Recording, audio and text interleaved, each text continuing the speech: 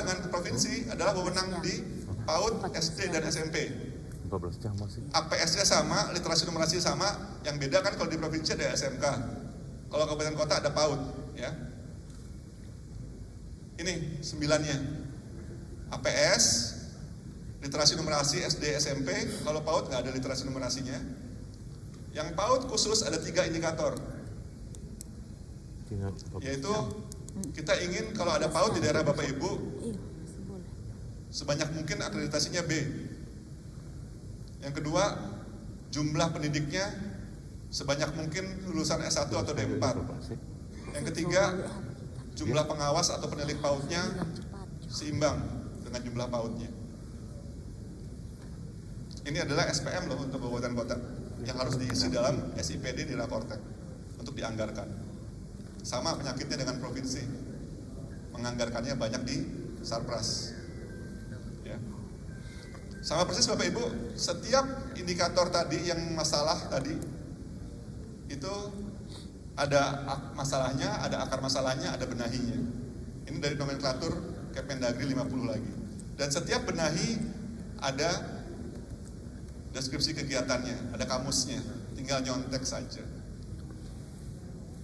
Jadi di forum ini saya ingin mensosialisasikan bahwa nanti tahun depan kalau Bapak Ibu kita lakukan rakortek lagi untuk anggaran berikutnya, ini supaya lebih disiplin lagi untuk menjamin SPM Bapak Ibu dipenuhi atau bahkan melewati indeks yang ditargetkan.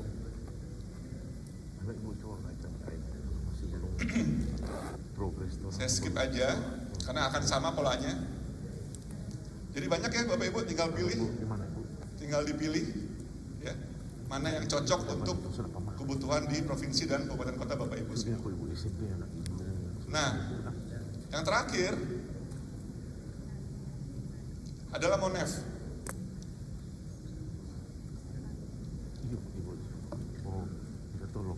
Ini kan baru planning kan? Ini kritikal kan? Jangan sampai salah diagnosa rapor kan? Akar masalahnya mesti yakin benar itu penyebabnya.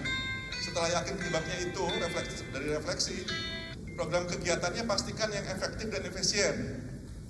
Anggarkan dulu program-program yang berdampak tinggi, yang murah-murah.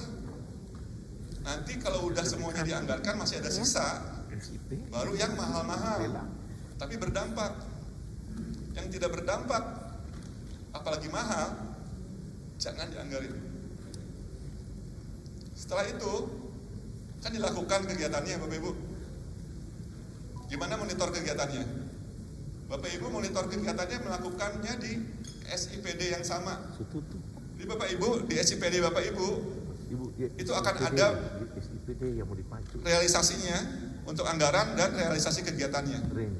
Jadi nanti Bapak Ibu kalau mau pertanggungjawaban dari Dinas Pendidikan, kepala daerahnya minta laporan, lihat di SIPD-nya aja berapa serapannya, kegiatannya sudah dilakukan berapa persen. Kalau belum dilakukan atau belum kemajuannya masih lambat, apa penyebabnya, masalahnya apa. Jadi meetingnya seperti itu untuk memonitor rencana kegiatan yang sudah dianggarkan. Tidak memakai borang baru lagi, pakai SIPD saja. Bapak Ibu, terutama ibu-ibu ya, wah di Manado nih pasti banyak nih yang perawatan wajah, skincare. Siapa yang ke Dermaster, siapa yang ke RH? Wah, ada yang tahu nih. Bapak Ibu, kalau Bapak Ibu Bapak pernah ngantar ibunya perawatan kulit, itu mereka rajin dokternya. Sebelum ibu-ibu itu dirawat kulitnya, bapak-bapak juga boleh dirawat kulitnya sih. Itu difoto dulu Pak, before-nya, jerawatan, bopeng, hitam, dekil gitu ya.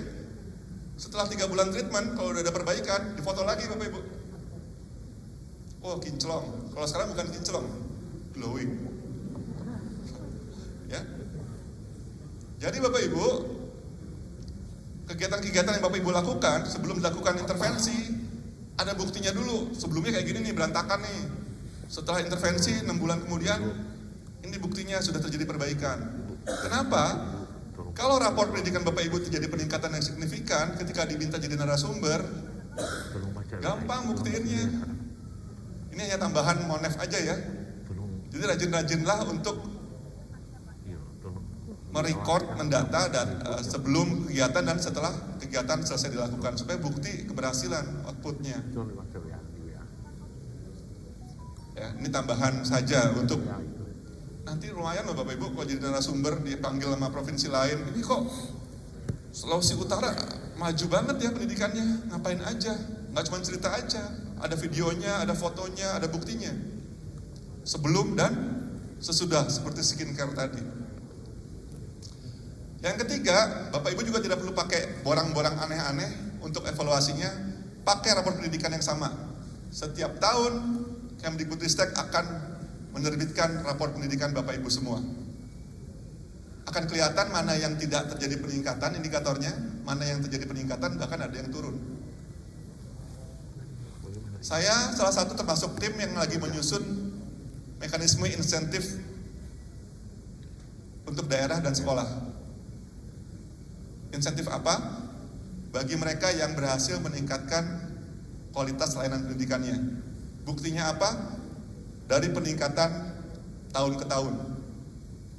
Kalau daerah Bapak Ibu, kalau sekolah di daerah Bapak Ibu nilainya masih di bawah minimum, nggak apa-apa, bisa dapat insentif. Kenapa?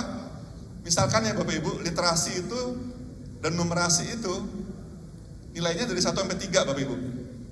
1 itu anak-anak nggak ngerti apa-apa, 3 itu mahir. Kompetensi minimum itu di 1,85 Bapak Ibu. Ya. Nilai kompetensi minimum literasi numerasi itu 1,85 dari angka 1 sampai 3. Kalau sekolah di tempat Bapak Ibu nilainya di bawah 1,85, 1,4 gitu. Kan jelek banget ya. 1,4 itu merah pasti. Tapi tahun depan dia udah berusaha melakukan intervensi, bosnya dipakai untuk yang benar, APBD-nya dilakukan untuk intervensi sesuatu yang benar, naik 1,6. Semua bidang naik 0,2 kan? Iya. Tapi kan masih di bawah 1,85. Se-Indonesia kita bandingkan, dia paling tinggi naiknya, yang lain 0,1. Yang 0,2 walaupun nilainya 1,6 di bawah minimum, dia yang dapat insentif. Jadi kita menghargai budaya peningkatan mutu. Bukan nilai absolutnya saja yang kita nilai, tapi juga adalah deltanya Bapak Ibu. Dapat dari mana deltanya? Dulu susah kan nyari delta. Sekarang pakai rapor pendidikan yang sama. Tiap tahun akan kita terbitkan Bapak Ibu untuk perencanaan basis data Bapak Ibu sebagai data yang mumpuni, yang valid untuk melihat masalah dan akar masalah supaya program kegiatannya sesuai dengan kebutuhan di daerah Bapak Ibu, kemudian untuk melakukan evaluasi. Nanti kalau udah 5 tahun kelihatan grafiknya tuh.